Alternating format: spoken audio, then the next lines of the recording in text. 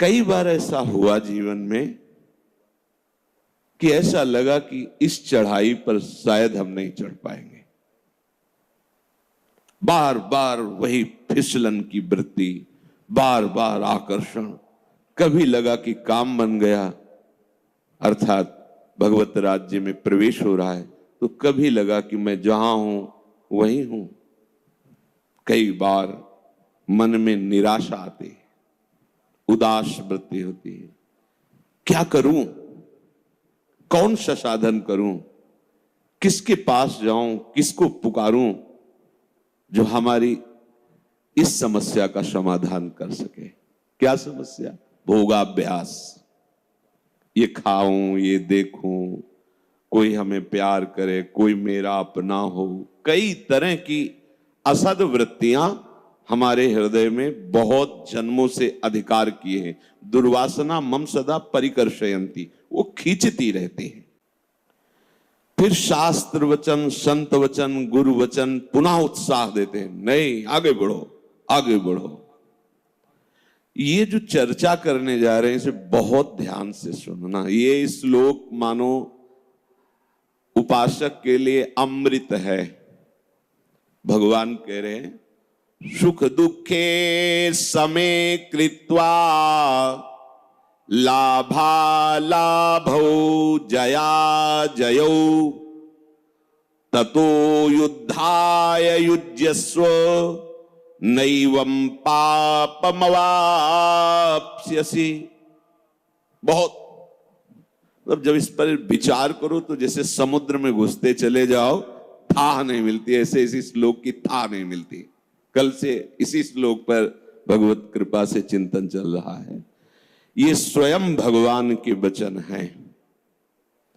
इसे स्वीकार करने पर कभी लड़खड़ाओगे नहीं। हम ये नहीं कहते कि पूर्वाभ्यास आपको गिराने की चेष्टा नहीं करेगा। जब गिर जाता है कोई तो वो एक निराशा आती है। सफलतापूर्वक नियत स्थान पर दौड़कर पहुंच जाना विजय कहलाता है, और बीच में गिर जाना पराजय कहलाती है। भगवान कह रहे हैं, जया अजयऊ। तुम्हें जय और पराजय में दोनों में समान भाव रखना है। बहुत बढ़िया बात है। और इसी बात से परमार्थ की यात्रा शुरू होती है, पूर्ण होती है। नहीं तो बीच में ऐसे लुभावने वन उपवन वाटिका जिसमें मन सोचता है बहुत दौड़ लिया, थोड़ा आराम कर लेते हैं, चूक हो जाएगी। बड़ी भयावनी घाटी जिसमें लगता है कि अब तो निकल ही नहीं पाएंगे। दोनों बातें ये हमको परास्त नहीं कर पाएंगी यदि भगवान की ये बात हमारे दिमाग में रही। स्वयं भगवान कह रहे हैं, बहुत ये अजेय योद्धा है मन। कब, कहां, कैसे, ये व्यवहार में जो बातें बनाते हैं क्या जाने हो, क्या जाने हो। जाके गई न पांव बेवाई, वो का जाने पीर पर आई। अरे भाई वाह वाह, अरे कुछ नहीं, जरा सी बात हुई, साधु की साधुता पूरे जीवन की। कैसे योद्धा है, और किसी और से नहीं, भगवान की प्रबल माया से उसका युद्ध है। कौन ऐसा योद्धा है कि पूरे युद्ध में कहीं उसके घाव ना हो, कहीं चूक ना हो, चाहे जितना बड़ा योद्धा हो। अगर भगवान भी युद्ध की लीला करते हैं तो उनके भी पढ़ के देख लो महाभारत में। ऐसे ही ये परमार्थ का युद्ध है। जब कोई कहता है हम बैरागी हो कि भगवत मार्ग में चलना चाहते हैं, तो एक तरफ भगवान की तरफ देखते हैं कि महाराज आप संभालना। ना इसकी सामर्थ्य है ना हमारी सामर्थ्य है, क्योंकि हमें भी आपने अपने ही बाहुओं के बल से चलाया है। तो प्रभु आप इसको अपने बाहुबल से चलाना। किसी की सामर्थ्य नहीं कि आपकी ऋषि मुनियों पर विजय प्राप्त करने वाली माया पर विजय प्राप्त कर सके। नाथ आप ही संभालना। बहुत ज्ञान विज्ञान छाटते बघारते, और जहां उसका एक आक्रमण हुआ तो ढेर हो जाते। माया ऐसी है, शिव विरंच का मोह है को है बपुरान। जब हमारी जय होती है तो हमें लाभ दिखाई देता है, और जब लाभ दिखाई देता है तो सुख की प्राप्ति होती है, ऐसा लगता है हृदय में। यह साधक के लिए ठीक बात नहीं है। जब हमें पराजय दिखाई देती है तो हमें हानि अनुभव में आता है, फिर हमें दुख होता है। यह भी साधक के लिए ठीक नहीं। भगवान क्या कह रहे? सुख दुखे समय कृत्वा लाभा अलाभौ जया अजयौ ततो युद्धाय युज्यस्य। खड़े हो जाओ अपने कर्तव्य कर्म को करने के लिए, पर पहले समझ लो कि जय और पराजय और उसका चिंतन करके लाभ और हानि का निर्णय, और लाभ हानि में सुख और दुख का भाव, ये तुम्हें समान करना होगा। ये बहुत बढ़िया बात मिली है। उत्साह कभी नष्ट नहीं होगा अगर ये बात रख ली, और इसका थोड़ा सा अनुष्ठान आपको जन्म मरण के चक्र से मुक्त कर देगा। भगवान बोल रहे हैं, महतो भयात, महान भय से तुम्हारी रक्षा कर लेगा। अब इसमें जो आंतरिक भाव हमारे हृदय में आए वो हम आपको बता रहे हैं, कल्क से नहीं, जीवन से। जब कहीं हम हार गए, कहीं भी हारे, हजारों बार हारे, मना खष्टान इंद्रियाणि प्रकृति स्थान कर्षति, पग पग पर इन इंद्रियों ने मुझे धोखा दिया, इस मन ने मुझे धोखा दिया, पर उस अजान बाहु हरि ने मुझे संभाला, गिरते गिरते ऐसे गोद में लिया। तब ये लगा कि ये बाहु पहले क्यों नहीं थी, गिरने के समय ही क्यों आई।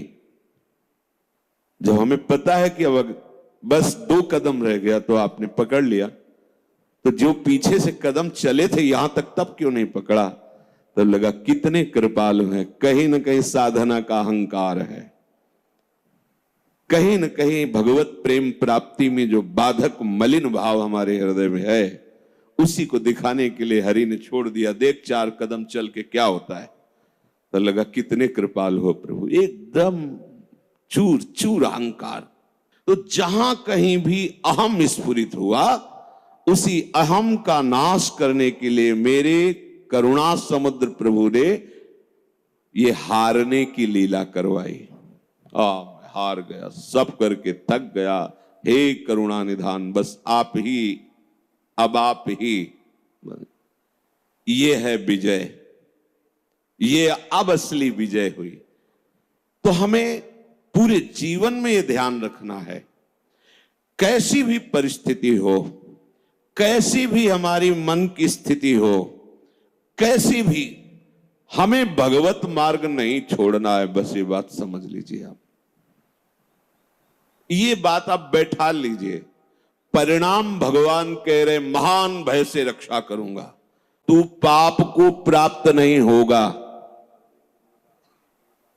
यहां भगवान को ये संबोधन करने की क्या आवश्यकता थी?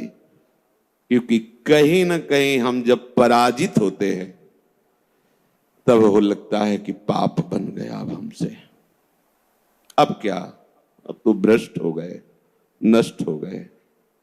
10 वर्ष से संयम से चल रहे थे, अब क्या, सब बेकार हो गए। कदापि नहीं। ये 38वां श्लोक है, और एक श्लोक के बाद 40वां श्लोक में भगवान बीच में जो बात कही, इसी की पुष्टता के लिए कह रहे, नेहा विक्रम नाशोस्ति प्रत्यवायो न विद्यते स्वल्पमप्यश्च धर्मस्य त्रायतो महतो भयात। ये जो हम तुम्हें बात बता रहे हैं सम बुद्धि की, जया जय, जय और पराजय में बराबर भाव, समान भाव रखना। बोले इसका आरंभ मात्र कर दो तुम, तो इसका नाश नहीं होने वाला, और इसका कभी भी उल्टा फल नहीं हो सकता कि आप गिर गए तो नरक यात्रा होगी।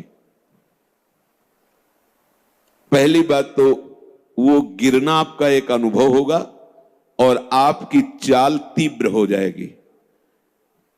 अगर ये बात आप समझोगे, नहीं समझोगे तो निराश होकर उधर ही चले जाओगे।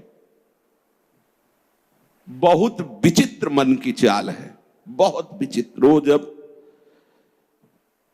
ये भूत की तरह चढ़ जाता है, कब चढ़ गया और कब गिरा दिया पता नहीं चलता। बाद में पता चलता मेरी वो बुद्धि कहां गई थी, जो बड़ी प्रवीण थी, वो उस समय कहां गई।